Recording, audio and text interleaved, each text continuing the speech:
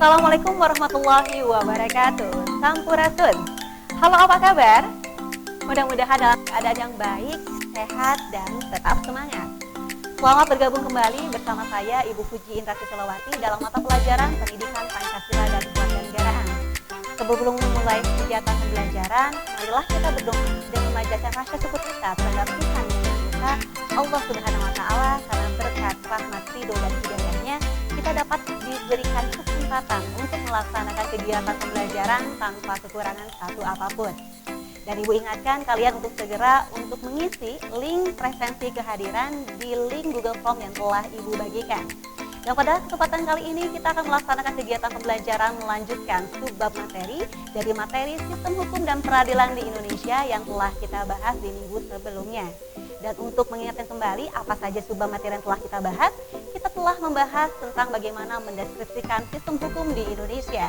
Kita pun telah membahas tentang bagaimana mendeskripsikan dan menganalisis sistem peradilan di Indonesia. Dan pada kesempatan kali ini kita akan membahas menampilkan sikap perilaku yang sesuai dengan hukum di Indonesia. Dan di sini selama dalam proses pembelajaran ada beberapa penilaian yang menjadi perhatian kita, yakni dari segi penilaian sikap, pengetahuan, dan keterampilan. Dan tujuan pembelajaran setelah pembelajaran ini berakhir, diharapkan kalian dapat dan mampu untuk menunjukkan contoh sikap yang taat terhadap hukum, dan kalian juga diharapkan mampu untuk dapat menganalisis perilaku yang sesuai dengan hukum dan perilaku yang bertentangan dengan hukum. Dan juga terakhir diharapkan kalian mampu untuk dapat menganalisis dan menguraikan macam-macam sanksi yang berlaku sesuai dengan hukum yang ada.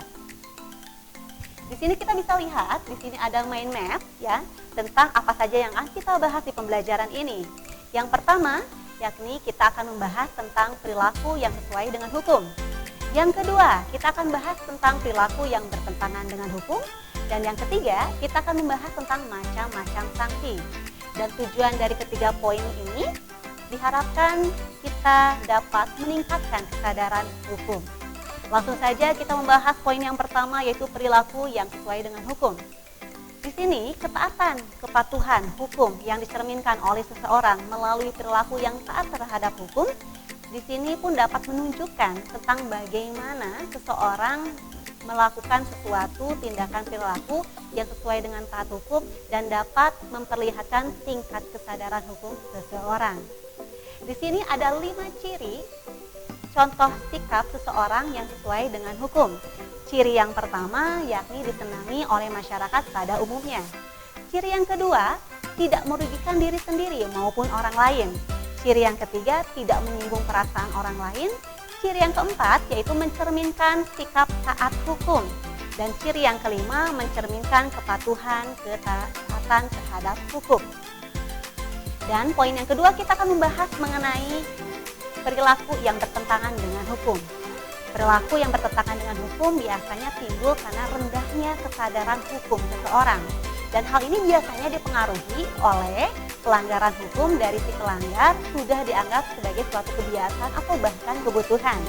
Atau hal yang kedua itu biasanya dipengaruhi karena hukum yang berlaku sudah tidak lagi sesuai dengan kebutuhan kehidupan. Dan di sini ada macam-macam norma dalam kehidupan kita sehari-hari. Ada norma agama, ada norma kesusilaan, ada norma kesopanan, dan ada norma hukum. Dari norma yang sudah tadi kita sebutkan, apabila dilanggar akan mendapatkan sanksi. Apa itu sanksi? Sanksi adalah merupakan tindakan-tindakan hukuman untuk memaksa seseorang menaati aturan atau menaati ketentuan undang-undang. Dari macam-macam norma yang telah tadi kita bahas, ada beberapa sanksi-sanksi apabila telah dilanggar oleh seseorang. Dan contoh salah satunya adalah norma hukum yang sifatnya itu nyata, tegas, dan mengikat seseorang. Dan di sini biasanya untuk menjaga dan menertibkan. Baik, setelah pembelajaran ini, Ibu akan menyampaikan beberapa hal tentang penugasan pembelajaran yang akan kita laksanakan di minggu yang akan datang, namun harus dipersiapkan sejak sekarang untuk mencari bahan-bahan yang dibutuhkan. Dan insya Allah kita akan melaksanakan pertemuan depan melalui media Zoom meeting dari petugasan melalui metode panel discuss, dan kita akan membahas tentang norma hukum di masa pandemi COVID-19. Pembuatan rancangan penugasan panel diskusi ini bertema Mudik Lebaran 2021. Adapun identifikasi isu di sini yang menjadi perhatian kita semua, di sini kalian membagi kelompok menjadi kelompok oposisi yang berbasis digital. Kalian mengumpulkan berbagai informasi yang ada dan kalian akan menggunakan media online Google Classroom dan media Zoom Meeting. Dan di sini setelah kalian menggali informasi dan bahan, kalian mempresentasikan dengan argumen dan menarik kesimpulan sesuai dengan topik kita Mudik Lebaran 2021. Tujuan dari kegiatan tugas ini adalah untuk meningkatkan daya kritis kalian dari apa yang kalian dapatkan, yang kalian diskusikan, lalu kalian berargumentasi untuk juga kesiapan kalian dalam menghadapi era pandemi COVID-19. Dan di sini ada beberapa tahapan yang harus kalian lalui melalui kegiatan kelompok, melalui media Zoom meeting, baik itu room 1 atau room 2. Ibu akan membagi kalian menjadi dua kelompok, pro dan kontra, yes or no. Dan tahapan yang pertama yang harus dilakukan adalah tahapan awal pembentukan kelompok, memilih ketua dan sekretaris. Tahap yang kedua yaitu pemahaman kalian dengan menggali berbagai sumber bahan informasi dari berbagai sumber seperti dari Wikipedia, YouTube, e-book, jurnal maupun data statistik. Dan tahap yang ketiga yaitu akses informasi pendukung. Dari bahan yang kalian dapatkan, silahkan kalian dikuatkan dengan data-data dari pendapat para ahli atau misalnya dari pejabat aturan maupun data sosial. Lalu kemudian tahap pengolahan, yaitu mengolah data-data yang kalian dapatkan. Lalu tahap penentuan, yaitu kalian mencari pilihan yang tepat sebagai solusi dari masalah yang sedang kalian amati.